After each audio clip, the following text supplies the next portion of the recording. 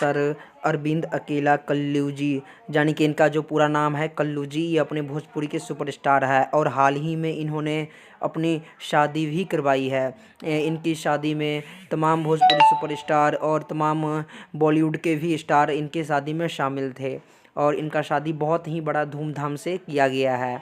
उसके बाद जब इनकी शादी हो गई तो बहुत सारे भोजपुरी स्टार जैसे कि खेसारी लाल यादव, दिनेश लाल यादव, अक्षरा सिंह, इन्होंने इनको कांग्रेचुलेशन करके टैग किया अपने इंस्टाग्राम पोस्ट पे।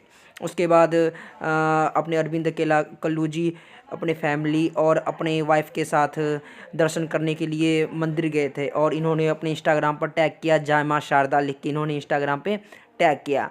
उसके बाद ये अपने कुरुक्षेत्र भी गए थे और इंस्टाग्राम पर इन्होंने कुरुक्षेत्र का जो मनमोहक दृश्य है इनका भी ध्यान किया गया है। तो हम तरफ से यही है कि ये हमेशा खुशी सलामत रहे। आपका क्या राय है, कमेंट बॉक्स में जरूर